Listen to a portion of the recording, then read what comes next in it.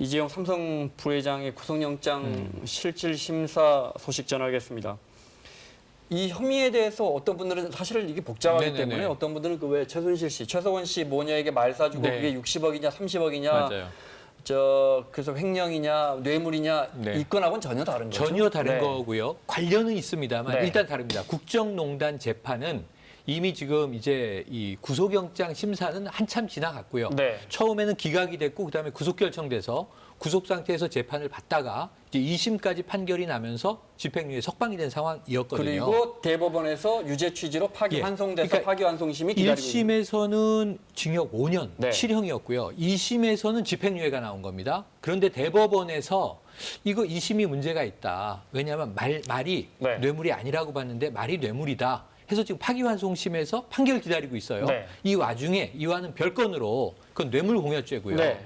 이것은 이제 2015년에 제일모직과 이 삼성물산이 합병하는 과정에서 이재용 부회장이 경영권을 승계하기 위해서 네. 주가 부풀리기 등의 위법한 시도들이 있었다. 네. 여기 핵심에 있는 게 이제 삼성바이오로직스입니다. 네. 그와 관련된 자본시장법과 외부감사에 관한 법률 위반 등에 관한 혐의로 새롭게 이제 기소가 아직 아니고요. 네. 기소하기 전에 이 기소 입장이겠죠. 검찰은 구속영장을 청구한 그 실질 심사입니다.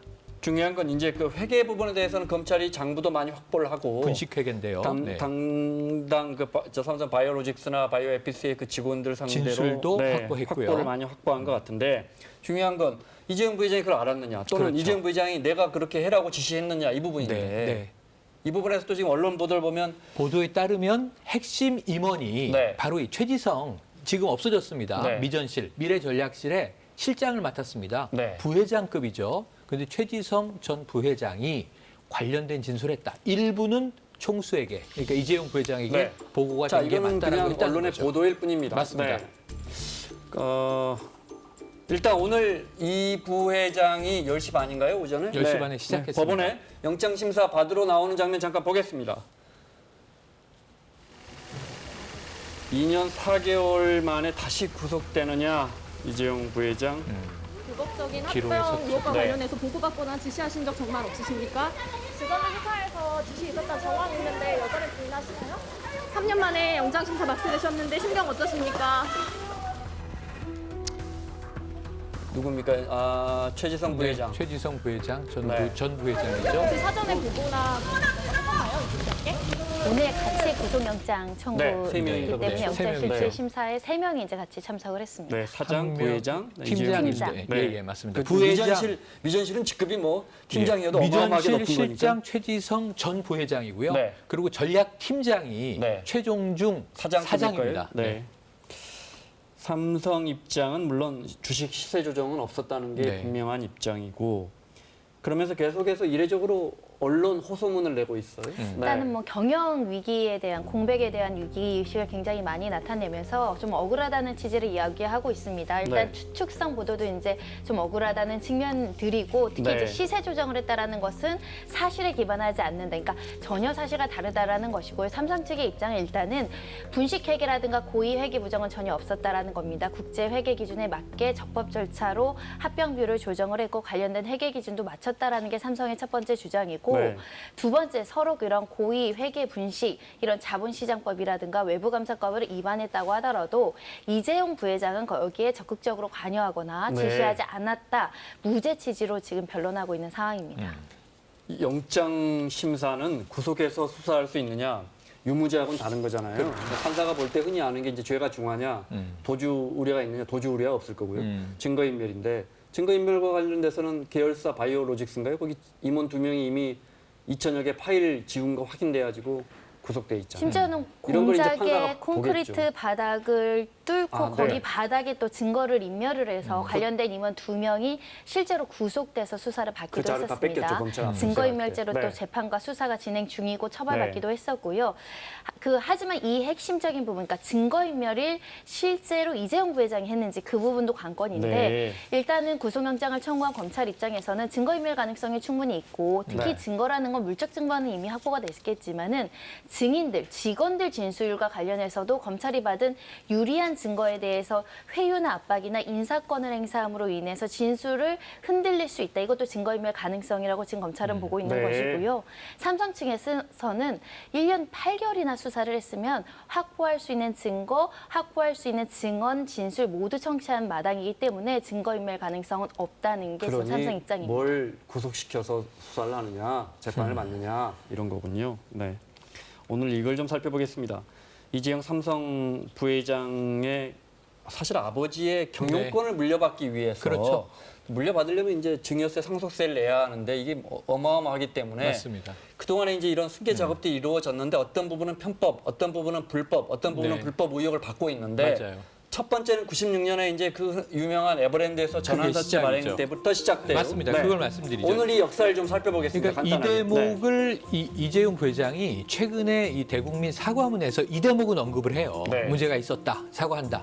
자, 1996년 이건희 회장이 이제 삼성을 경영하고 있을 무렵에 네. 그 이제 경영 3세가 되는 이재용 부회장에게 물려주기 위해서 96년에 60억 원의 돈을 증여합니다. 저게 이제 종잣돈이죠. 종잣돈. 네. 16억 원은 무려 증여세로 냅니다. 네. 그리고 이제 저 돈에 조금 더해서 96억 원으로 에버랜드의 전환 사채를요, 이 무려 62% 이상을 인수를 해요. 그 돈이 예. 그 16억 뺀 44억 원이 지금 수조 원 가치가 돼 있습니다. 수조 원 가치가 잘 돼 있습니다. 불리고 합치고 떼고 해야 지금. 네. 저 재판이 진행되던 당시에도 검찰은 어떻게 봤냐면 96억 원으로 62%의 에버랜드 지분을 인수했다고 네. 이미 그 당시 에버랜드의 주가는 주당 8만 5천 원쯤 갔는데 네. 주당 7,700원에 산 꼴이에요.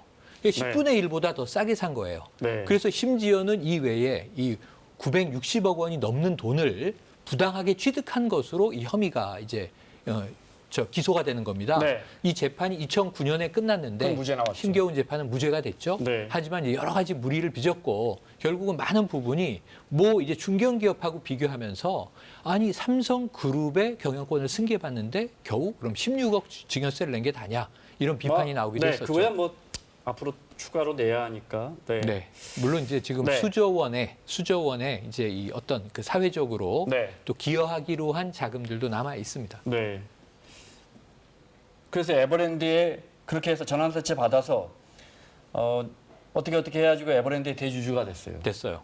근데 이제 그러려면 에버랜드의 가치를 키워야 한단 말이에요. 그죠? 그런데 결국- 이제 제일모직이 동원되죠. 네, 그죠? 삼성전자 주식을 누가 가지고 지배력을 강화할 수 있느냐의 문제인데 네. 에버랜드는 이제 저가의 신주 인수권부 전환사채라고 네, 하죠. 그렇죠. 전환사채로 받아서 에버랜드의 이제 주요 주주가 됐는데 그럼 네. 에버랜드만으로는 삼성 전 계열사를 지배할 수는 없는 구조입니다. 그럼 특히 에버랜드 삼성전자하고는 관련이 없단 말이에요. 를 가치를 높이기 위해서 제일모직하고 이제 인수합병 절차를 하고요. 결국 에버랜드의 그 전환사채는 제일모직으로 가게 됩니다. 네. 제일모직의 주요 주주로 이제 이재용 부회장이 제일모직을 지배하게 되는데 제일모직이 중요한 것은 삼성생명 지분을 19%를 보유하고 있다는 네. 겁니다. 제일모직을 통해서 삼성생명의 경영권을 행사할 수 있는데 삼성생명이 또 중요한 거는 삼성생명이 7.2% 지분으로 삼성전자에 상당한 영향력을 네. 미칠 수 있는 2대 주주이기 때문에 결국 이 에버랜드 주식이 제일모직의 주주식으로 변환이 되고 이 제일모직을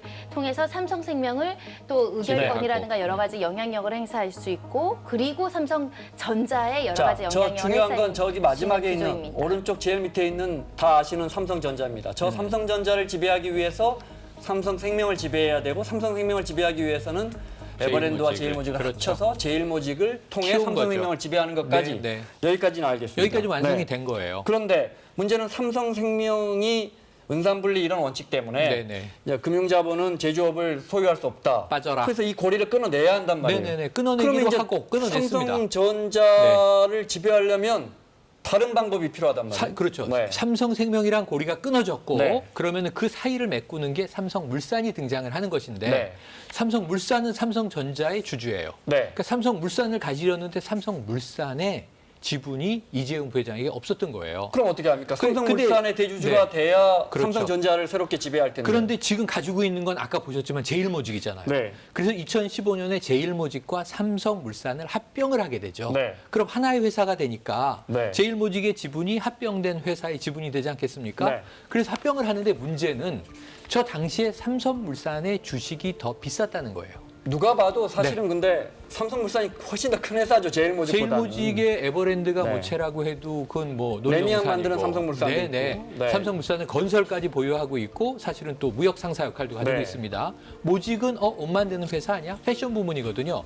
그러다 보니까 보시면 삼성물산 주식 3장이 있어야 제일모직 네. 주식 1장을 가질 수 있는 비율로 만들기 위해서 제일모직이 가지고 있었던 네. 제일모직의 자회사 격인 지배회사인 삼성 바이오로직스가 등장하게 되는 겁니다. 네. 그 바이오로직스의 장부를 조작하고 뻥튀기 해서 이 부회장이 많이 지분을 갖고 있던 제일모직의 가치까지 뻥튀기 하려고 그렇죠. 했던 게 아니냐가 이번 사건의 핵심입니다. 저 합병이 가능하기 위해서는 제일모직 가치가 높아져야 되는 것이고 그만큼 삼성물산의 가치는 좀 상대적으로 낮아야 되다 보니까 네. 지금 분식회계나 회계 관련해서 시세 조정 혐의가 적용된 이유는 그 당시에 그래서 제일모직과 관련된 여러 가지 주요 공시는 좀 뻥튀기하고 한 4.5천억 정도의 어떤 분식회계 회계 가치를 높였다라는 것입니다. 네. 그리고 그 당시에는 장부가액으로 시장 가치를 마련을 했는데 회계 기준을 바꿔서 시장 가액으로 다시 변경하다 보니까 수조 원대로 가치가 부풀려진 반면 그 당시에 삼성물산이 여러 가지 이제 회에서 주요 공시 중에 굉장히 호재성 공시가 있음에도 불구하고 그것을 늦게 공시를 맞아요. 하고 오히려 네. 제일모직에는 여러 가지 투자권들이나 좋은 소식들은 적극적으로 공시하거나 조금 부풀려서 공시하고 네. 이렇게 이제 자산 가치를 맞추면서 합병비를 조정한 것이 결국은 이재용 부회장이 경영권 승계를 위해서 이 합병을 성사시키고 네. 제일모직의 가치를 통해서 이 삼성물산의 지배권을 향상하는 데 이렇게 고의적이고 계획적으로 분식회계를 하고 네. 공시와 관련해서 여러 가지 적법 절차를 준수하지 않았다. 이게 검찰의 시각인 거죠. 그를 통해서 삼성물산과 제일모직이 합쳐져서 통합된 큰 삼성물산의 지분 16%인가를 확보하죠. 그렇죠. 이를 통해서 이제 그 삼성전자까지 거대한 가는 초일 기업 거죠. 삼성전자를 지배할 수 있게 됐는데 그 과정이 이렇게 도마에 올랐습니다. 맞습니다. 보통 밤에 결정 나잖아요. 그럼 이제 혹은 새벽. 네, 내일 새벽에 새벽이죠. 영장 발부가 되면 지금 그러면 영장 심사가 끝나면 구치소에 가 있던가요? 법원에 가 있습니까? 서울구치소에서 대기하면서 네. 결과를 기다릴 것으로 예상이 되고요. 네. 오전 10시 반부터인데 지금 5시 가까이 된 시간입니다. 네. 지금까지도 법률적인 어떤 다툼을 굉장히 장시간 하고 있는 것으로 지금 추정이 되는 상황이고 아마 새벽 늦게야 이 네. 소식을 저희가 듣지 않을까 합니다. 맞아요. 알겠습니다. 마무리하겠습니다. 손정희 변호사, 최영일 평론가 수고하셨고요. 사사건건 내일 장제원, 김종민 의원과 함께 돌아오겠습니다. 고맙습니다.